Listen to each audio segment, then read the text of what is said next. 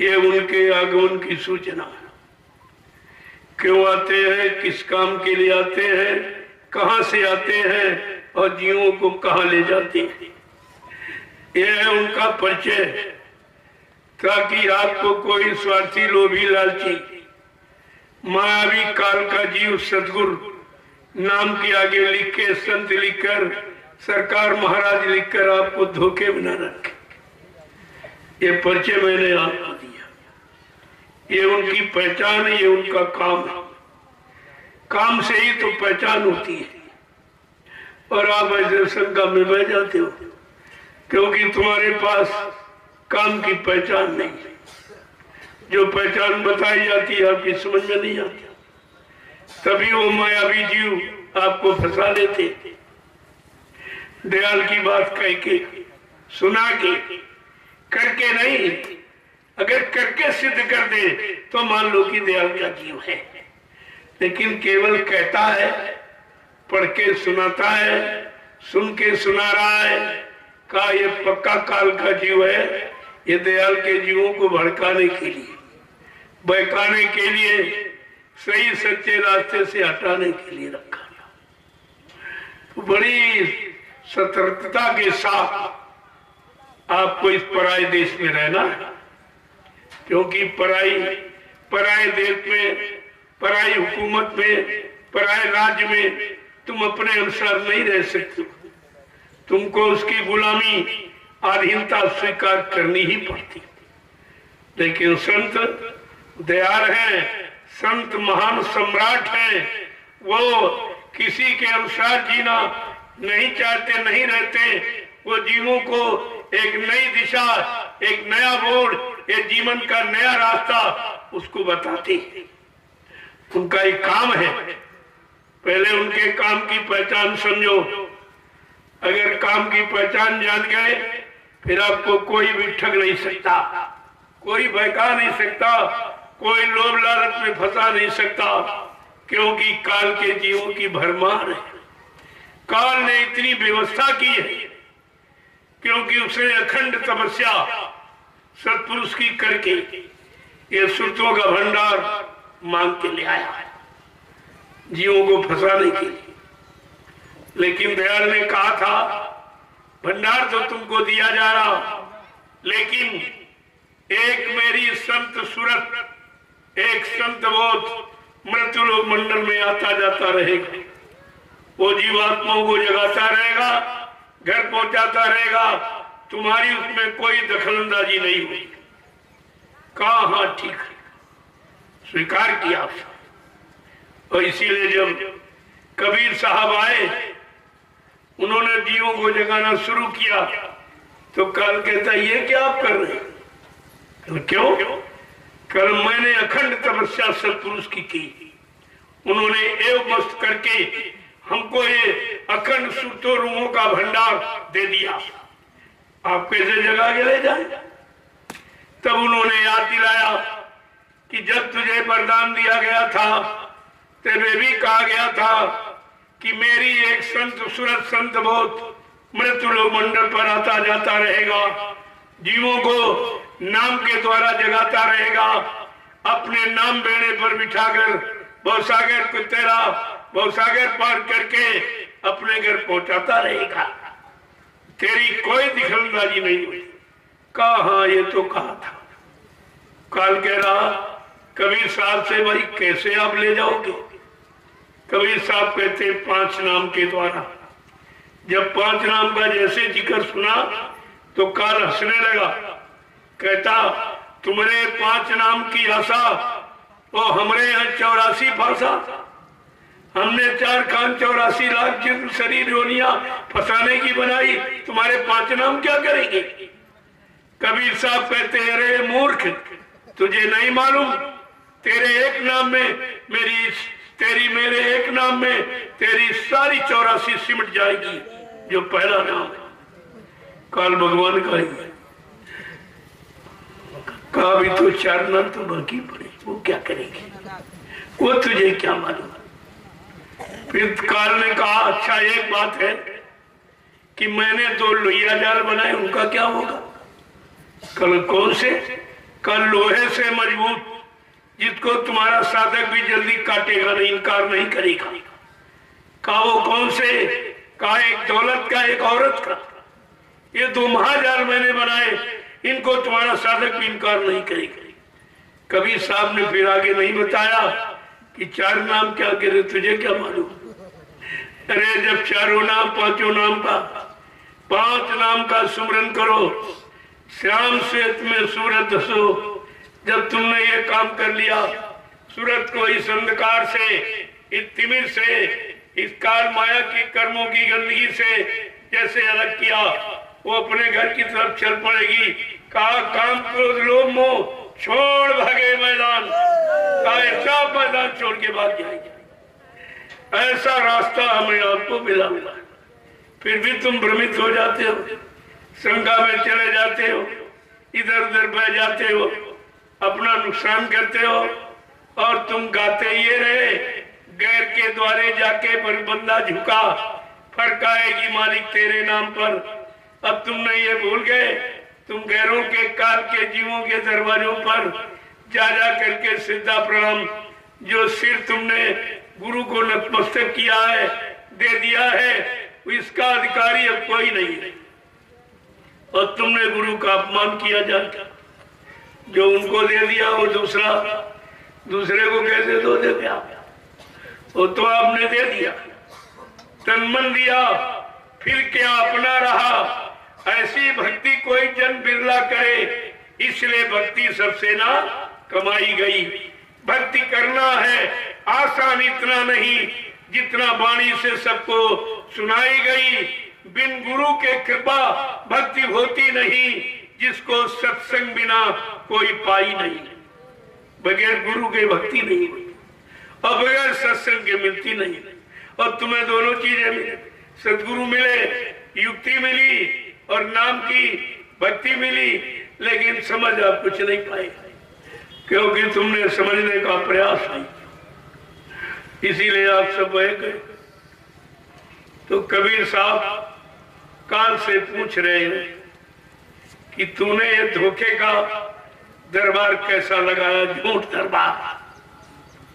पूछते हैं कि निरंजन स्वामी कैसो तेरो दरबार, निरंजन स्वामी कैसो तेरो दरबार।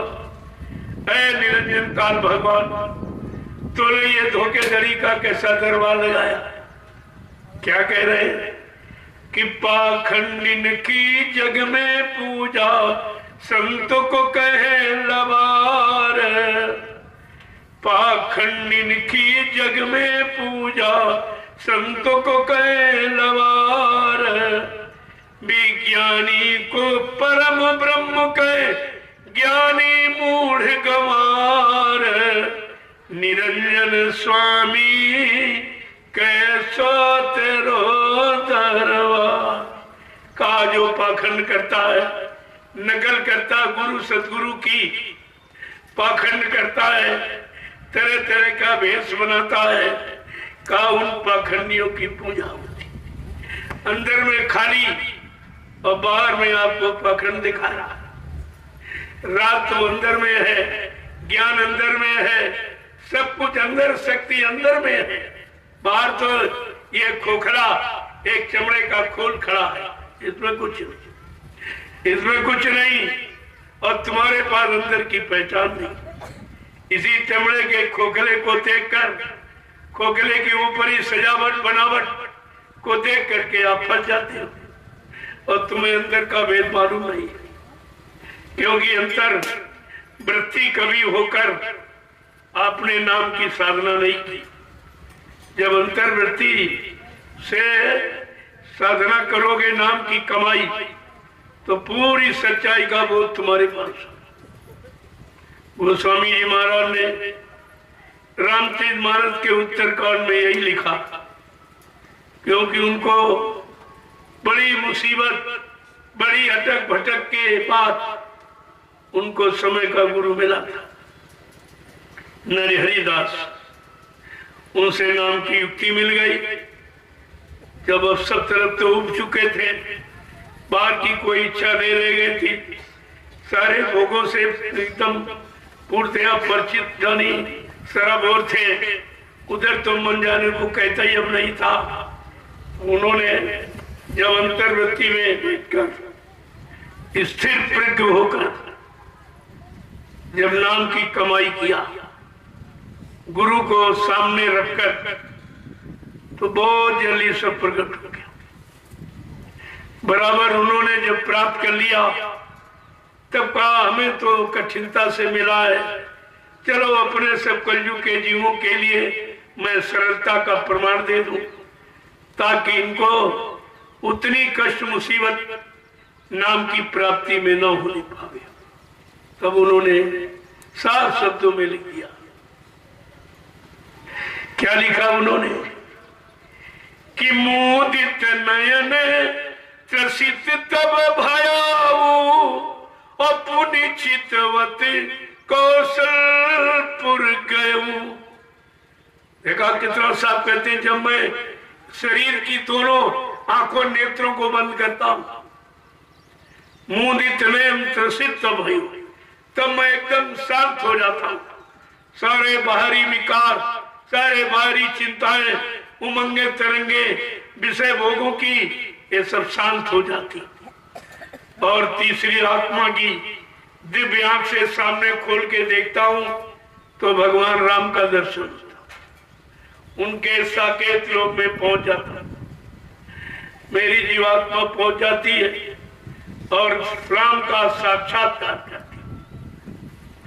जैसे राम ने देखा कि मोही पिलो की राम मुस्काही, अभी असत तुरत गयो मुख माई।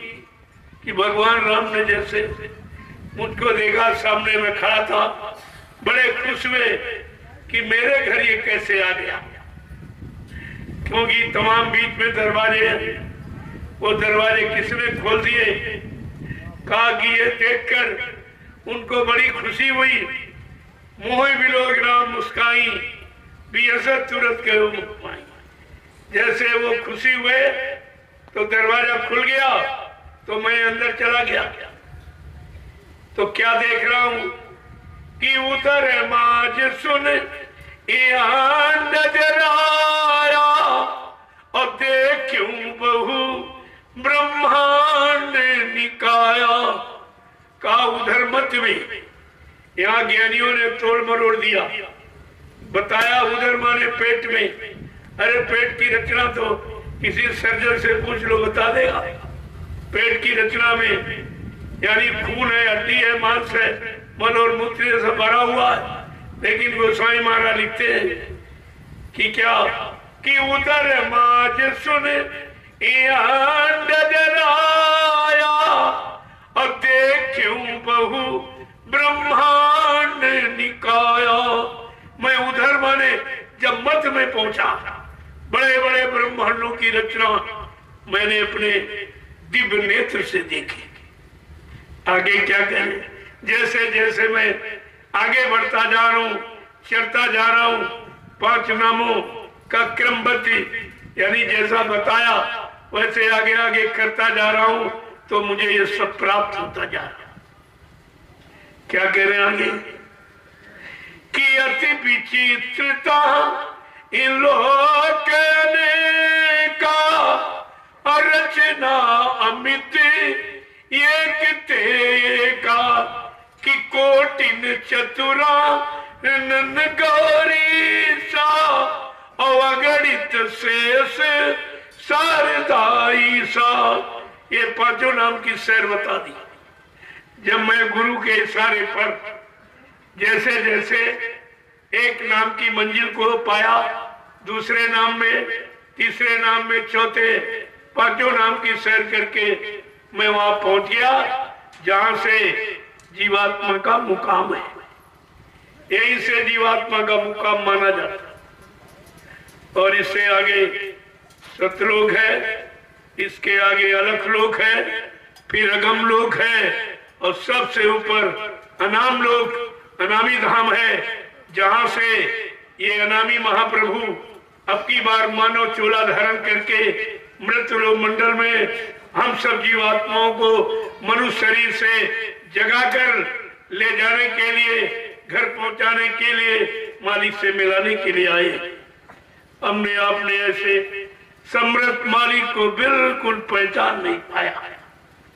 ये कितनी बड़ी भूल हुई है, कितना बड़ा हमने अपने भाग पर पत्थर गिरा लिया कि सब कुछ मिला लेकिन समझ कुछ नहीं पाया, ले कुछ नहीं पाया, खाली के खाली रह गए।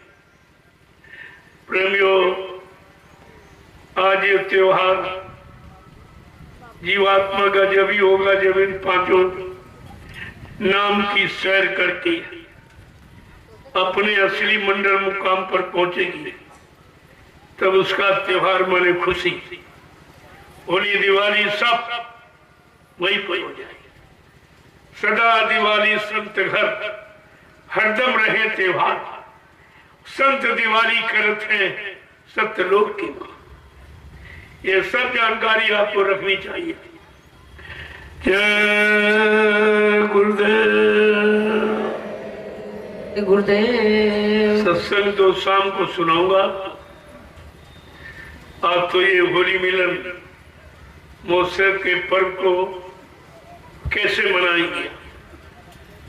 अब आपको कलयुग की हुई जो गंदगी की आपने बना ली वो शुद्धता की। गंदगी में रहकर तो देखा कुछ नहीं, सिवाय नुकसान के अलावा तुम्हारे हाथ कुछ नहीं लगा। चार आने का आपने रंग खरीदा और 400 की ड्रेस खराब कर दी। ये कौन सी बुद्धिमानी? 4 आने के रंग से 400 की ड्रेस आपने रंग डाल के खराब कर दी। ये कौन सी खुशी? ये खुशी है कि दुख हो गया और समझ कुछ नहीं पा रहे। सारा होली का हुड़दंग कर दिया। होली सी तो होली, अब तेरी मेरी हम होली। वो तो होली प्रहलाद की होली, लेकिन तुम्हारी कब होगी? वो तो कर्मों की होली जला दी नरसिंह भगवान ने और दुष्ट को समाप्त कर दिया, मार डाला। तो प्रहलाद की तो सुख की होली हो गई, आत्मिक आनंद की नहीं हुई, उनकी भी सुख की होली। एक क्षण बाद शारीरिक सुख मिल गया, मान सम्मान, लेकिन आत्मा की कोई खुशी नहीं। आत्मा की होली दिवाली जानते ही नहीं, तो मनाएगा जब काल के कर्मों का जाल ये समाप्त हो जाएगा, खत्म हो जाएगा, जला दिया जाएगा, तब जीवात्मा की होली का शुभारंभ होगा। तब और यहां से जैसे पहुंची परम प्रकाश रूप तीन राती, न चाहिए घिर दिया और बाती, बस वहां दिवाली हो जाएगी। ऐसे उसका पवित्र मंडल मुकाम है जहाँ चिराग बत्ती जलाने की कोई जरूरत नहीं। अनवरत अखंड प्रकाश हमेशा ही रहे। वो प्रकाश का देशी है, वो प्रकाश का मंडल है। वहां पर पहुंचने पर दिवाली हो जाएगी और जब कर्मों का जाल यहीं से टूट जाए, खत्म हो जाए, चल पड़े, तो होली हो जाएगी। ये होली और दिवाली सच्चाई का तो ये है, बाकी झूठा का आज तक आप मनाते रहे तो दिवाली में दिवाला निकल गया और होली में सब कुछ, यानी जो कुछ होना था तुम्हारा नुकसान सब हो गया और तुम अभी नहीं समझ पा रहे हो। करोड़ों कुंटल लकड़ी जला दी गई, क्या मतलब निकला? लकड़ी जलाने कौन सा त्योहार है? लकड़ी या तो खाना पकाने में जलाई जाती या अंतिम संस्कार जब मौत हो जाती है तो शरीर के जलाने के काम आती। लेकिन ये बीच में आपने लकड़ी का त्योहार कैसे मनाया? क्योंकि आपको सही सच्चा रास्ता बताया। महापुरुषों ने इशारा किया कि लकड़ी जल कोयला भई, कोयला भई लखरात, कोयला जल भई रात, और मैं विधना ऐसी जली कोयला भाई न रहा, कुछ नहीं मिला, कुछ नहीं मिला। राख का कोई प्रयोग नहीं हुआ। मैं जब जलाई गई, मेरा ये तन जलाया गया, कोयला राख कुछ नहीं बना, किसी के काम नहीं आया। तो हमारा मरना और जीना और जलाना किसी के काम नहीं आया। यानी सब कुछ खत्म हो गया, कुछ नहीं मिला, और फिर भी आज तक इस हानि से हम बच नहीं पा रहे।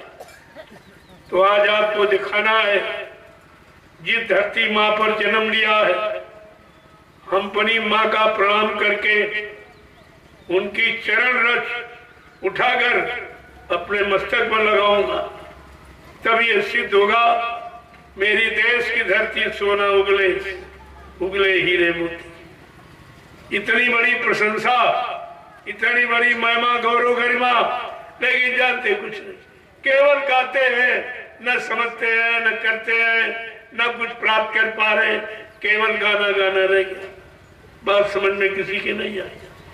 तो आज आपको उस अद्वितीय विलक्षण कलयुग की होली का प्रमाण देना है कि हमको अन्य लोगों की तरह, काल के जीवों की तरह हमको अपने नुकसान हानि को ध्यान में रखते हुए ऐसी होली नहीं खेलनी है जिससे कोई नुकसान हो। बस धरती माँ पर पैदा हुए हैं, उसी पर जी रहे, मर जाएंगे, इसका कर्जा आप पर लदा रहेगा। इसलिए धरती माँ को प्रणाम करके उनकी चरण रथ को उठाकर अपने मस्तक पर लगाओ और प्रेमियों के मस्तक पर लगाओ। ये प्रमाण हिंदुस्तान में प्रस्तुत कर दो कि पूजा धरती माँ की होनी चाहिए, जिस पर हमने जन्म लिया। हम जीवन हमारा उसी पर चल रहा है, इसी पर समाप्त होकर हम खत्म हो जाएंगे, लेकिन धरती माँ की पूजा कभी नहीं कर पाएंगे। आज आपको सच्ची होली, सच्चा सुख, सच्ची मर्यादा, सच्ची पूजा करके आपको बताना है कि हमें क्या करना है। सत्संगियों, तुम्हें आदर्श बनना है, संदेश सतगुरु का तुम्हें चरितार्थ करना है, ये दिखाना है लोगों को। जय गुरुदेव।